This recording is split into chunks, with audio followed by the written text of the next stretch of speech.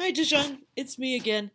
What I'd like to do with this video is read out loud to you the piece of literature called A Call to Indian Unity.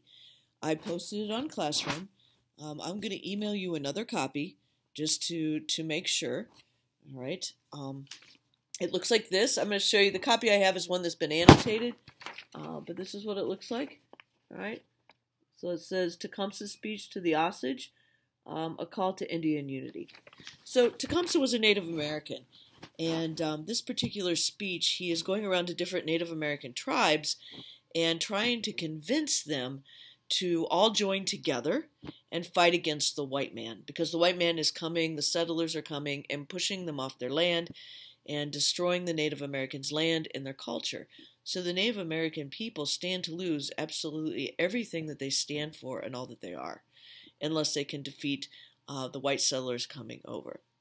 Now, Tecumseh's job is hard because he has to go to all the different tribes. He's a Shawnee, and he has to go to every different tribe that there is and try to convince them. The problem is a lot of those tribes have beef or are fighting amongst each other. So the Osage tribe might not be getting along with the Shawnee tribe, might not be getting along with the Delaware tribe. So he's got to convince them to set all their differences aside and to come together as a unified front to fight together to defeat the whites, save their land and their culture.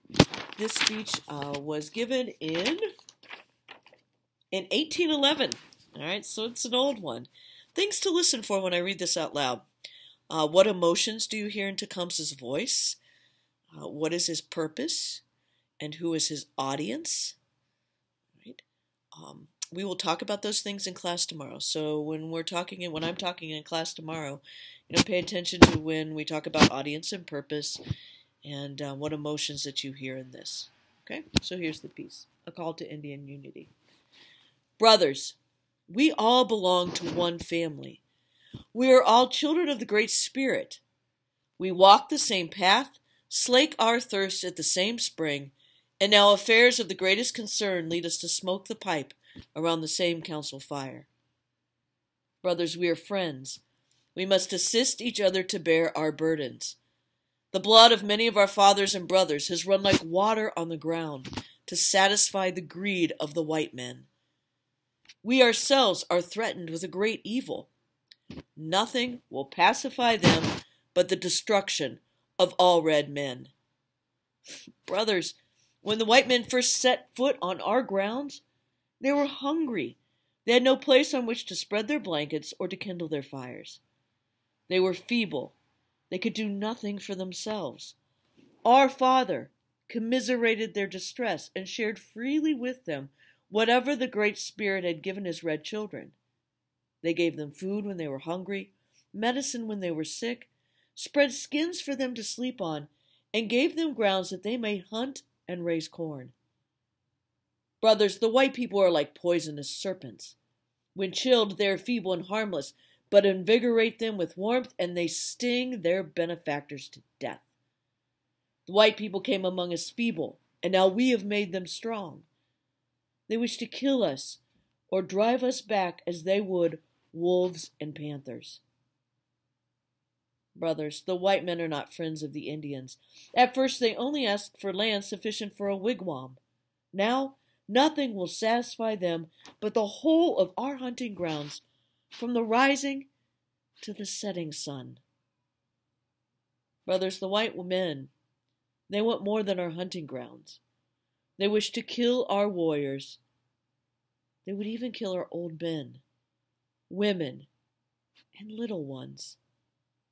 Brothers, many winters ago, there was no land, and the sun did not rise and set. All was darkness. The Great Spirit made all things.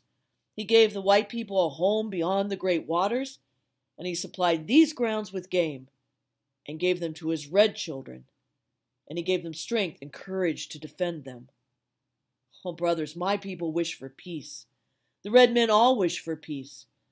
But where the white people are, there is no peace for them, except it be on the bosom of their mother. Brothers, the white men despise and they cheat the Indians. They abuse and insult them. They do not think the red men sufficiently good to live. The red men have borne many and great injuries. They ought to suffer them no longer. My people will not. They are determined on vengeance. They have taken up the tomahawk. They will make it fat with blood. They will drink the blood of the white people. Brothers, my people are brave and numerous, but the white people are too strong for them alone. I wish for you to take up the tomahawk with them. If we all unite, we will cause the rivers to stain the great waters with their blood. But brothers, if you do not unite with us, they will first destroy us, and then you will fall an easy prey to them. They have destroyed many nations of red men because they were not united, because they were not friends to each other. Brothers, the white people, they send runners amongst us. They wish to make us enemies that they may sweep over and desolate our hunting grounds, like devastating winds or rushing waters. Brothers, our great Father over the great waters is angry, and the white people are enemies. He will send his brave warriors against them. He will send us rifles and whatever else we want. He is our friend. We are his children. Brothers, who are the white people that we should fear them? They cannot run fast. They are good marks to shoot at. They're only men. Our fathers have killed many of them.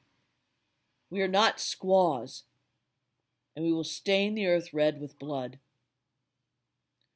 Brothers, I tell you, the Great Spirit is angry with our enemies. He speaks in thunder, and the earth swallows up villages and drinks up the Mississippi. The great waters will cover their lowlands, their corn won't grow, and the Great Spirit will sweep those who escape to the hills from the earth with his terrible breath. Brothers, we must be united. We must smoke the same pipe. We must fight each other's battles. And more than all, we must love the Great Spirit. He is for us. He will destroy our enemies and make all his red children happy. There you go. So I will be reading that speech out loud tomorrow, and we'll talk about the emotions that we hear behind his words. You know, what are Tecumseh's emotions? And we'll figure out what exactly is his purpose with this speech, what is he trying to do with his words, and who specifically is his audience. So sort of think about those things before class tomorrow, so that when we're talking about them, and you hear me read the speech, it makes a little bit of sense. Okay? Please, Dijon, shoot me a quick email saying you watched the videos and that you checked Google Classroom, and let me know if you have any questions, okay? Thanks.